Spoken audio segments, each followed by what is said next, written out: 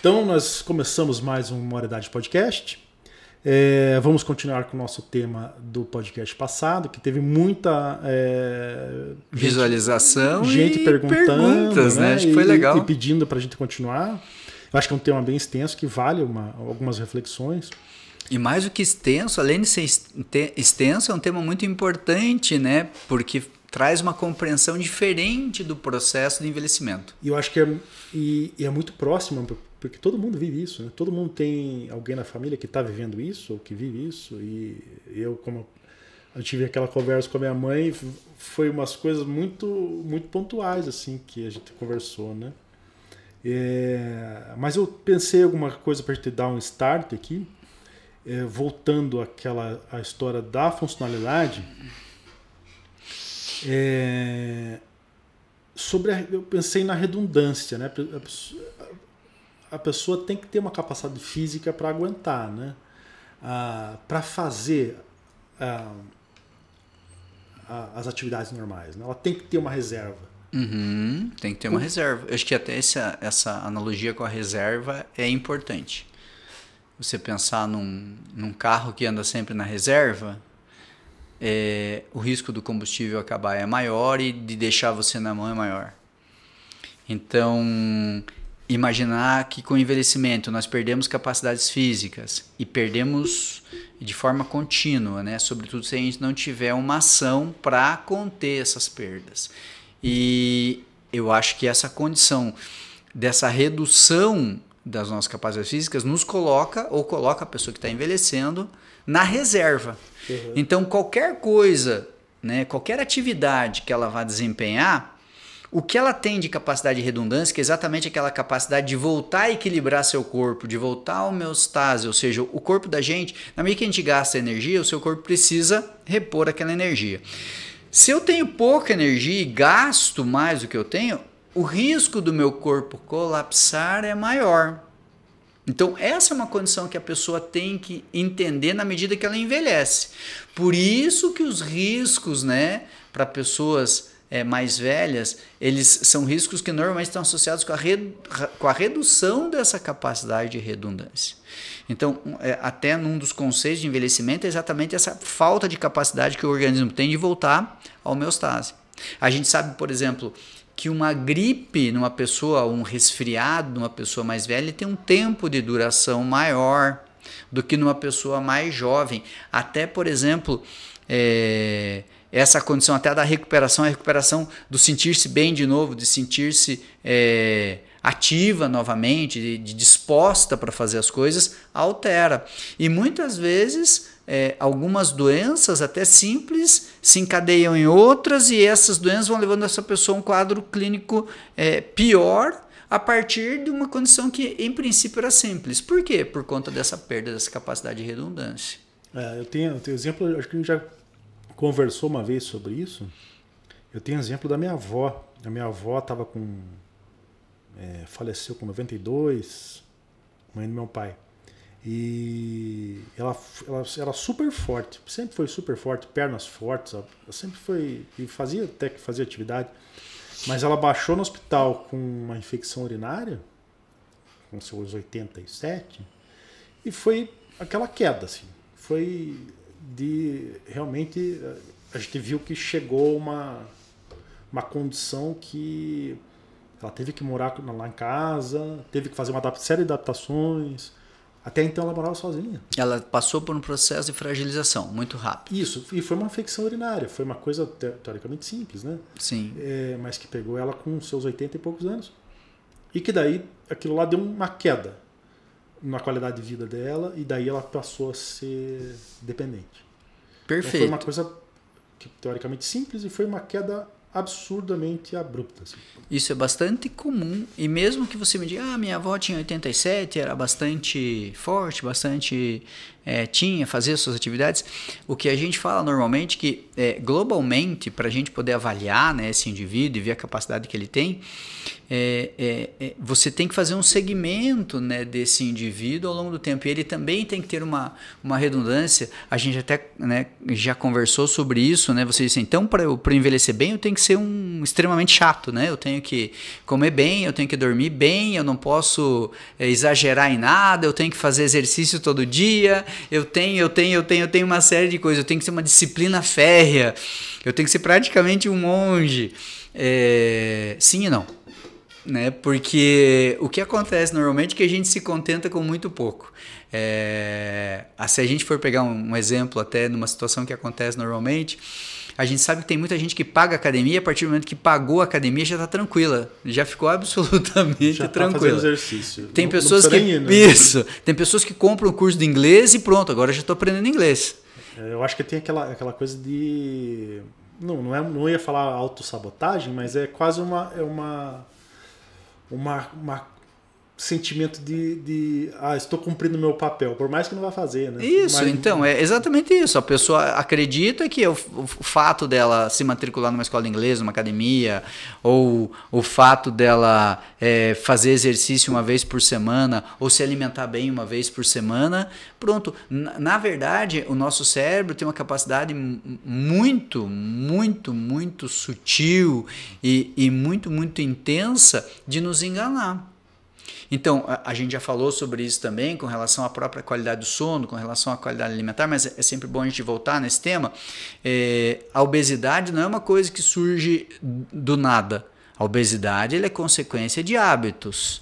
E claro que você pode ter alguma doença que favoreça isso, algum tratamento que favoreça. Mas na maior parte das vezes, ela está relacionada basicamente com hábito. E se você conversar com qualquer pessoa que é obesa, você vai ver que essa pessoa normalmente ela nega de uma forma bem categórica que ela tenha hábitos que a levam a ser obesa. E ela sempre está dizendo, não, mas agora eu estou me cuidando, agora eu comecei a fazer isso, agora eu reduzi aquilo, eu tirei uma coisa, eu tirei outra. E o cérebro dela, ela não está só mentindo para você, nem mentindo para ela. Ela de fato acredita que aquilo está acontecendo, que ela está tomando algumas medidas. Talvez porque um dia ela tenha deixado de comer uma bolacha, ou porque ela tenha reduzido numa das refeições ali a quantidade de comida que ela come, ou porque ela deixou de comer um pão. Caminhão em volta da quadra? Isso, caminhão em volta da quadra. E daí ela acha que pronto, já resolveu as questões. Porque nosso cérebro é muito tranquilo em fazer esse tipo de engano. Quando você pergunta para as pessoas o quanto que elas estão dando o melhor de si, ninguém diz, não, olha, eu estou dando o pior de mim todo dia. Não, todo mundo acha que está dando o melhor de si todo dia. Só que esse melhor de si, cada um tem uma régua, e eventualmente essa régua não é muito elevada para todos nós. Por isso que envelhecer bem é tão difícil. Porque não é que a gente tem que ser um chato todo dia, mas é que a gente tem que começar a prestar atenção em muita coisa que a gente não quer prestar atenção. E é muito mais fácil eu não prestar atenção nessas coisas e de repente achacar, né, todas essas condições a uma questão que chama velhice. Eu acho que, ainda falando do jeito que você está falando, me vem na cabeça a palavra conforto, né? É muito confortável, né? A nossa vida é confortável, a vida moderna é confortável, né? Você consegue pedir um iFood na porta da tua casa, você não precisa sair para comprar comida. Você tem o vídeo, você não precisa nem assistir, nem levantar da cama para assistir, você já está assistindo no celular. Você não precisa ter a sala de TV para ligar uma TV. Acho que esse conforto faz as pessoas não terem também essa iniciativa, né? Eu acho que você toca num ponto que... Fazer exercício é desconfortável. Você toca num ponto que é importante, que a gente tem que entender o impacto, né, do sedentarismo, mas quando a gente fala desse sedentarismo, esse impacto do sedentarismo, ele não é só o impacto do sedentarismo nas tuas capacidades físicas, é o impacto do sedentarismo no sentido de você colocar-se, né, numa condição de sedentário e ao mesmo tempo teu cérebro está dizendo que não, que você faz muitas coisas. Porque de fato a gente tem a mente ocupada, a nossa mente está constantemente ocupada. E o fato de eu ocupar constantemente a minha mente com preocupações, com coisas, eu quero aquilo, eu vou fazer aquele outro. Hoje, né, o celular, como você disse, é uma condição que te mantém a mente ocupada. Então você está ali o tempo todo lendo alguma coisa, vendo alguma coisa, recebendo uma mensagem, entrando no Instagram, vendo sei lá, você tá a tua mente está ocupada. E essa sensação de ocupação, de fato, ela preenche o tempo. E ao preencher esse tempo, ela te deixa menos tempo para você livremente pensar sobre a tua condição, né? As coisas que realmente são importantes no dia a dia.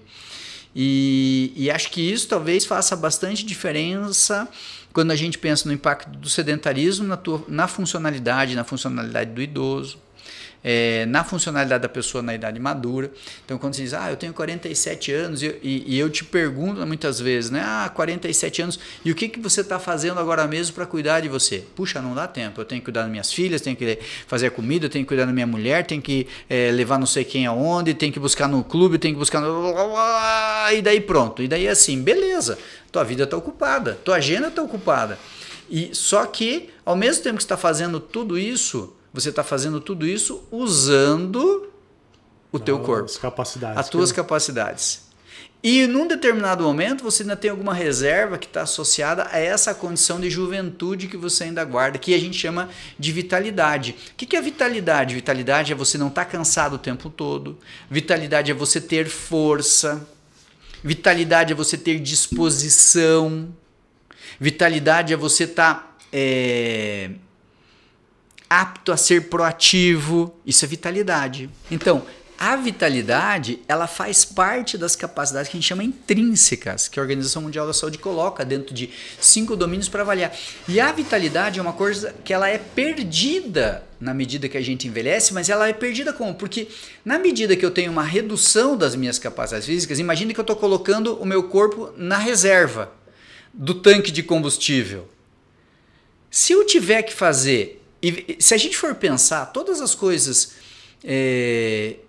ou quase todas as ações que eu tenho que fazer, que exigem do meu corpo, por exemplo, vamos colocar uma questão bem simples. Puxa, eu vou fazer comida. Se eu for fazer comida, o que eu preciso?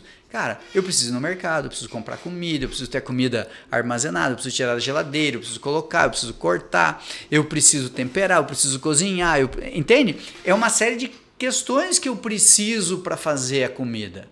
E tem muita gente que, em determinado momento da vida, eu enjoei de cozinhar, não gosto mais de cozinhar. Eu estou cansado, eu peço comida.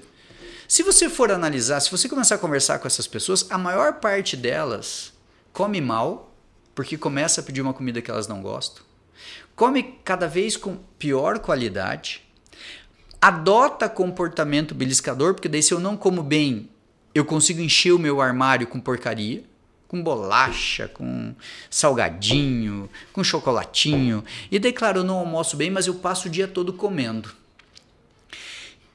A associação desse comportamento, ou seja, mas por que eu paro de cozinhar? Porque, na verdade, demanda energia.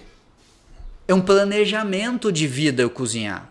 Leva tempo, né? Leva tempo. Porque comer comida boa leva tempo para você ter, né, uma comida que seja de fato saudável, de fato saborosa, que te dê prazer em comer e que alimente não só o teu corpo, né, não só encha, mas que também alimente bem a tua alma e, sobretudo, as tuas células que precisam daqueles nutrientes. Então, quando a pessoa diminui a capacidade, a vitalidade dela, ela vai abandonando hábitos que teoricamente são saudáveis, substituindo esses hábitos por outros hábitos que não são tão bons. Da mesma forma, quando a pessoa deixa, né, de fazer os seus passeios, deixa de sair de casa, ela também está perdendo vitalidade. Quando ela deixa de ter vontade de querer aprender alguma coisa, veja, para eu mobilizar minha atenção para aprender alguma coisa, eu preciso ter vitalidade. Eu ia perguntar sobre isso também. Então, pergunte, porque isso é um tema bem importante. Você já tinha comentado que as capacidades cognitivas, né, são muito importantes. Elas refletem também na funcionalidade, né? Perfeito. Essa capacidade de aprender, da educação permanente. aprender uma língua, aprender música, ter esse trabalho do cérebro ajuda também em outras funções, né? Sem dúvida. E veja, de novo a gente volta para condições, né, para premissas. Então, por exemplo, para eu aprender alguma coisa, se você privar as pessoas de um bom alimento, elas aprendem menos. Uhum. Se você tiver uma pessoa cansada, se você tiver uma pessoa frágil, fraca, óbvio que ela vai aprender menos, porque a capacidade de atenção, a capacidade de abstração dela é menor, a capacidade de atenção, a capacidade de retenção. Se ela tiver um sono que é inadequado, é óbvio que ela aprende menos. É óbvio que ela vai voltar muito mais para condições até de reminiscências, de lembranças que estão muito consolidadas do cérebro, do que você pega lá a sua avó, ou pega a sua mãe e vai ensinar a mexer no celular, por exemplo. Uhum. Tá certo? E você ensina um caminho para ela, no outro dia, puxa, mas esqueci como que é. Como é que faz? Como é que faz? Como é que eu acho aquilo? Como é que eu faço? Ou mesmo você está discutindo com ela um livro que ela está lendo. Quais são os personagens lá? Ela diz, eu li, mas sabe que eu não consigo lembrar do que eu estava lendo? Porque ela... O que está acontecendo? É tudo perda de memória? É tudo velhice? Não. Muitas vezes são essas capacidades, a mobilização dessas capacidades cognitivas exigem. E daí, quando a gente faz um paralelo, quando a gente pega uma criança que está em idade de aprender, se você pegar uma criança que está desnutrida ou subnutrida e coloca ela na escola para aprender ou para fazer qualquer coisa, a capacidade dela de aprender é mínima, Sim. De atenção é mínima. Se ela não está bem nutrida, se ela é uma criança frágil, fraca, que tem uma capacidade aeróbia baixa, se está fadigada, como que ela vai aprender alguma coisa? Então, se a gente pegar um idoso que está frágil, mal alimentado, que não tem uma capacidade, a redundância dele para fazer outras atividades é mínima. Por quê? Porque a mobilização do corpo para fazer aquilo não está voltada para isso, não pode ser voltada para aquilo. Ele tem que voltar para a sua manutenção, para a manutenção de vida, para a manutenção dos sistemas que ainda muitas vezes estão funcionando de forma muito desequilibrada e que não estão sendo devidamente cuidados. Vamos pensar numa manutenção, se a gente fosse pensar na manutenção desse mesmo carro que a gente está pensando no carro que está andando na reserva, cara, se o teu carro andar só na reserva, se ele for um carro velho, o que vai acontecer com a tua bomba de combustível? O que vai acontecer com todas as engrenagens, né, para o funcionamento, todo o sistema elétrico? Você está levando aquele carro a pane. Porque o combustível é fundamental para o funcionamento, a lubrificação é fundamental. No nosso corpo nós temos que pensar da mesma forma. E nós temos que ter essa redundância, ou seja, o envelhecimento vai fazendo com que a gente tenha perdas constantes. Isso é patente. Não tem como. A partir de 35 anos você vai ter perdas progressivas. Se você não tomar nenhuma atitude, essas perdas vão ser cada vez piores e dependendo dos teus hábitos, dependendo do teu hábito de dormir, de comer, de atividade, isso vai piorar ainda mais. Eu fico até pensando, se você não morrer antes de algum problema, você vai chegar, vai sofrer muito, né? Nessa isso. Velhice, né? Então, você vai ter um acúmulo de problemas e não vai ter nem força para... Vai ser um idoso acamado, um idoso de cadeira de rodas. Isso. Então, eu acho que talvez a maior preocupação que as pessoas têm que ter por conta do aumento da longevidade, e eu acho que essa que é a preocupação maior que cada um deve ter, é que essa possibilidade, lembra que a gente falou, né, que existem velhices, diversas possibilidades de velhices, e existem diversos tipos de velho.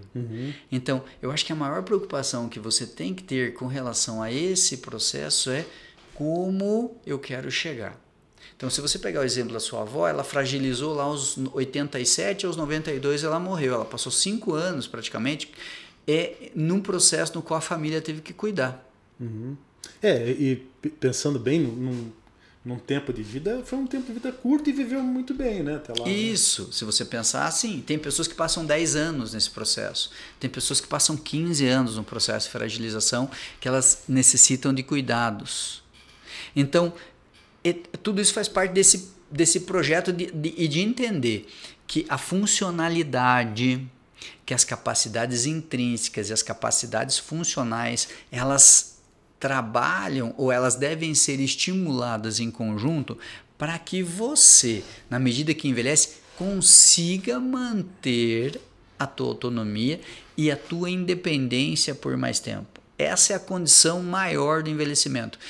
A gente já fez essa pergunta, eu faço a pergunta: quem planeja morar numa casa de repouso, sendo, né, cuidado ou com a possibilidade de ficar trancado numa casa de repouso sem a possibilidade de sair ou sem a possibilidade de ter autonomia e ter independência? Qual que é o planejamento disso? As pessoas querem isso para a vida delas? Então, eu acho que a gente tem que, de alguma forma, pensar nisso para entender a importância tanto de você ter uma redundância física, ou seja, eu tenho que melhorar minha aptidão física? Tenho. A que nível?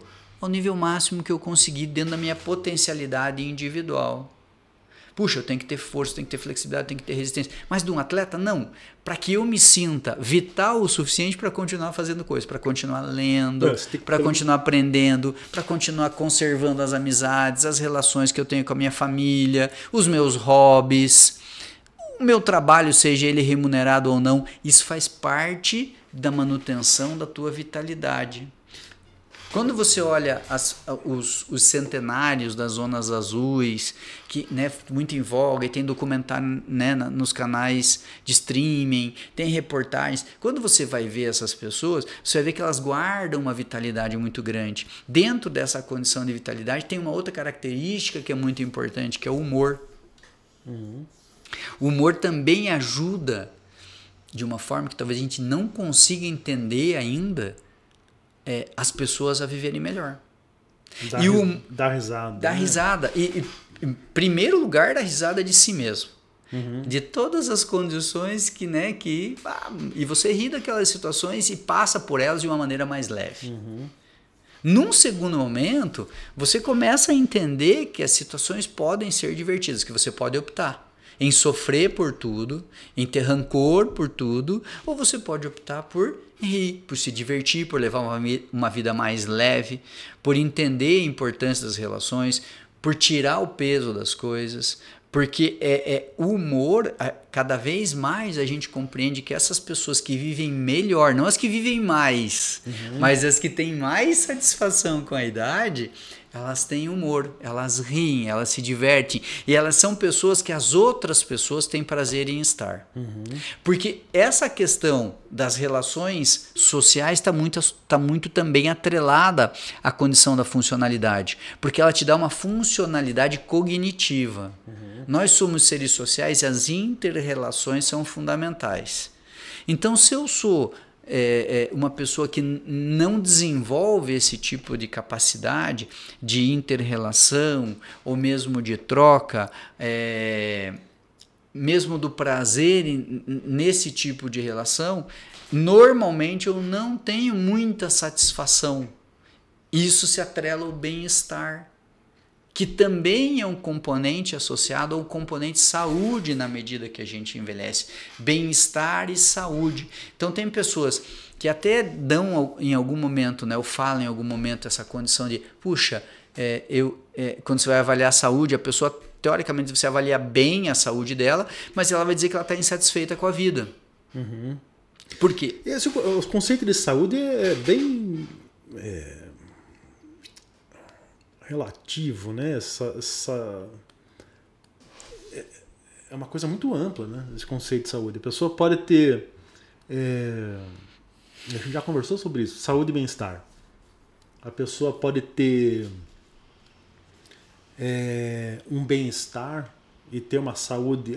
ele tem saúde de ferro, mas o cara toma lá 10 medicamentos, toma remédio. Todas as doenças estão controladinhas. Ele tem uma pessoa que cuida, que ajuda, não sei o quê. Não, ele tem uma saúde boa. Mas você entende onde eu estou querendo chegar? Esse conceito de saúde é meio relativo, né? O que é ter uma saúde boa? O que é saúde para o velho?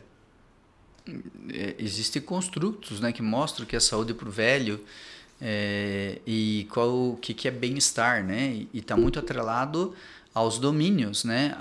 O que ele tem de importância. Então, dentro dos domínios que conformam, né, o indivíduo, domínio espiritual, cultural, social, você vai construindo, né, a partir disso, a partir dessa vivência que o indivíduo tem, a percepção de saúde e bem-estar que ele tem. Mas existem pessoas que são polimedicamentadas, existem pessoas que têm doenças crônicas ou que têm algum certo grau de imobilidade, mas que eles avaliam um alto grau de bem-estar porque eles têm, por outro lado, o acolhimento familiar, o acolhimento social, porque eles têm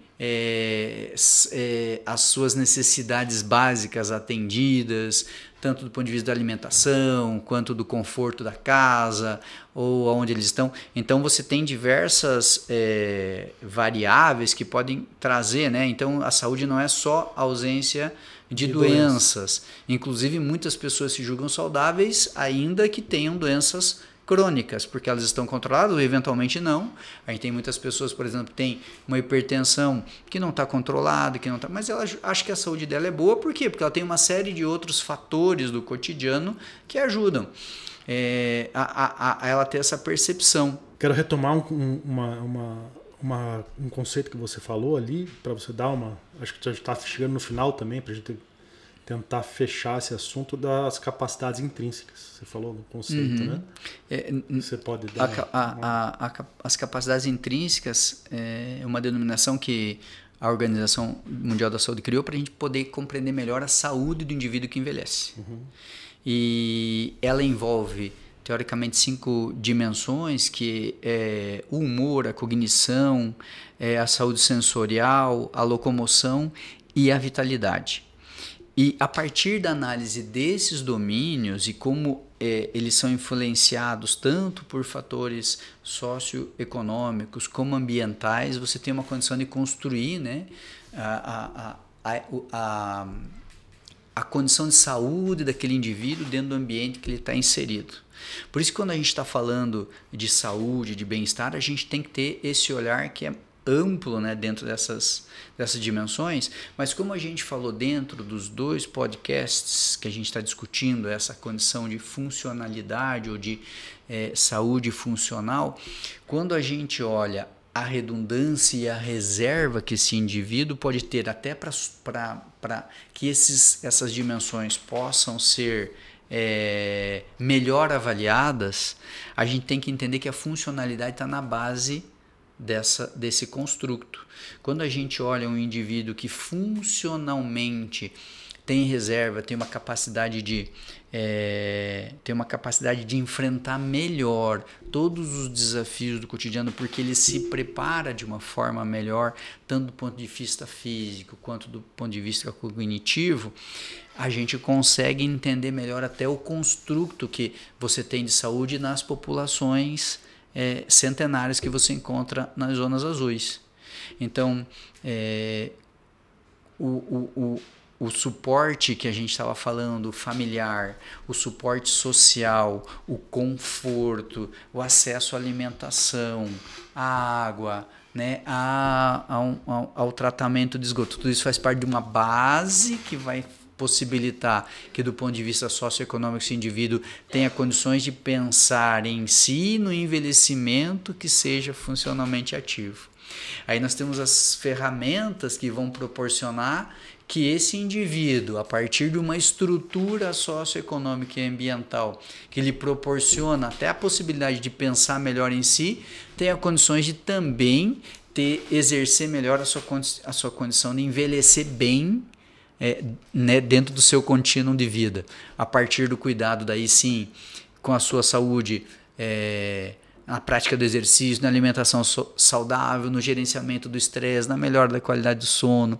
Então a gente percebe, né, que quando a gente fala de funcionalidade, a gente pode pensar ela a partir simplesmente da ação ou da condição funcional, da ação específica do indivíduo e também de toda uma construção que a sociedade tem que avançar para que ela seja uma condição extensível à maior parte ou a todos os indivíduos que envelhecem. Sim, isso deveria ser um programa de saúde pública. Né?